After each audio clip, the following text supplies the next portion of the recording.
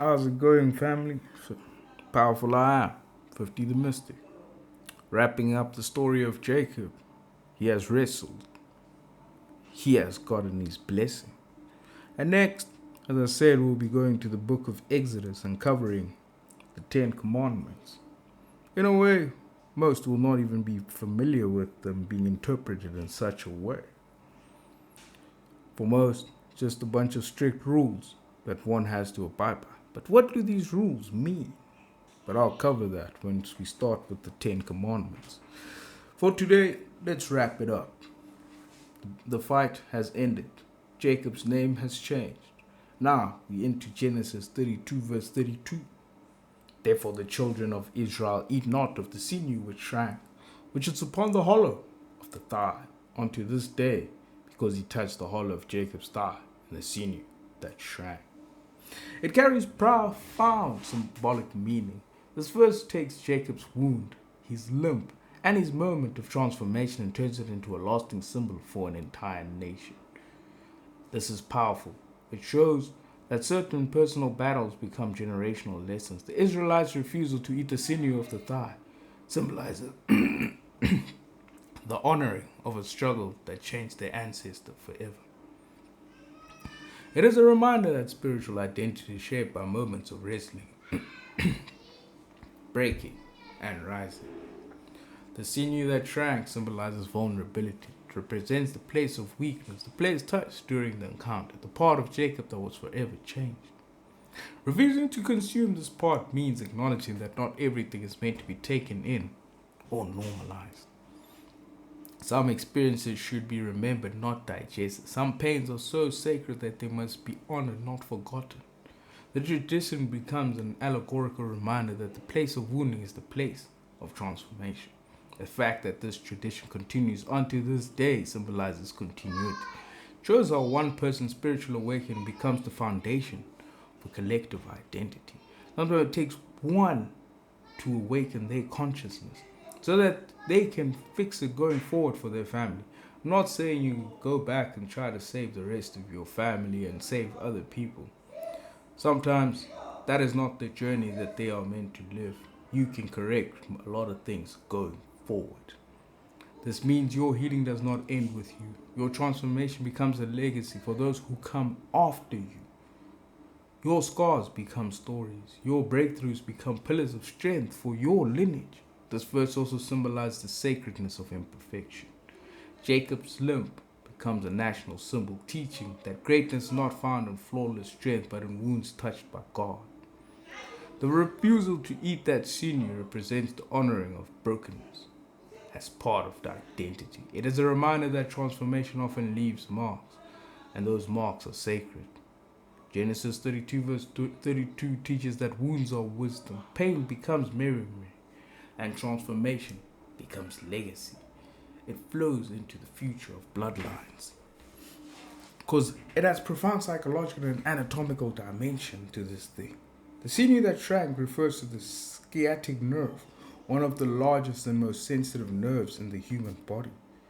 This nerve runs from the lower back through the thigh and down the leg. When affected, it alters a person's movement permanently. In Jacob's case, the divine touch disrupted this nerve, creating a physical change that mirrored his internal transformation. This highlights a key principle. Deep emotional spiritual experience often leaves somatic imprints. The body records trauma, breakthrough, struggle, and awakening. Jacob's limp is the body holding memory. The tradition of Israel, not eating that sinew, symbolizes psychological acknowledgement of the wound.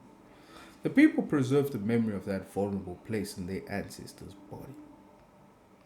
Because this is similar to how humans protect, honor, or become aware of sensitive internal areas. It mirrors trauma and formed healing. You do not consume, suppress, or ignore the part of your psyche that carries the wound. Instead, you acknowledge it, honor it, and treat it with respect. The phrase "unto this day" reflects how inner transformation becomes integrated into long-term memory in neuropsychology.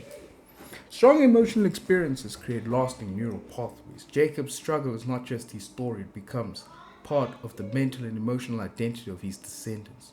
This mirrors generational memory where emotional experiences can echo through families as patterns, awareness, or inherited lessons. The sinew that shrank represents the part of oneself that remains tender even after growth. It is the reminder that healing does not always remove the mark. Instead, the body and mind adapt, integrate, and evolve with it. This verse reflects the union of body memory, emotional imprinting, and the enduring architecture of transformation. It reveals a profound natural and cosmic principle. Transformation leaves a trace, and that trace becomes part of the universal order. When the children of Israel choose not to eat that sinew that shrank, they are aligning with the cosmic law of remembrance. In nature, everything that undergoes profound change carries a mark. Trees show their history in their rings. Landscapes hold the scars of storms. Rivers carve memories into stone. Jacob's limp and sciatic nerve tradition reflects the same natural law. The universe honors the places where transformation occurs. It's like trauma in bloodlines. At some point, something had to happen for the trauma to manifest itself. And then you see it through the children. Overall, it carries on until someone decides to actually access the trauma and deal with the trauma. And then you will see it with their children going forward. They will raise more healed children. Their children won't be as broken as they were at a point in time. The sinew that shrank symbolized the point of weakness touched by divine power. Cosmic law teaches that power often reveals itself through vulnerability, not strength. Lightning strikes the highest points, but healing grows in the broken ground. New ecosystems form after fires. Greatness emerges after breaking. The tradition of avoiding the sinew reflects the cosmic principle that certain sacred wounds should not be tampered with. They are not meant to be consumed, ignored, or erased. They are meant to be remembered. The phrase "unto this day" mirrors the law of continuity.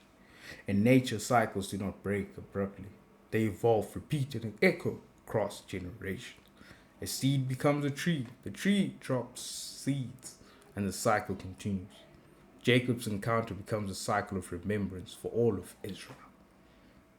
His moment echoes across time, shaping identity and ritual. And remember, when I talk about Israel, I'm not talking about a location in itself. It's state of being, the state of consciousness, the state of awareness.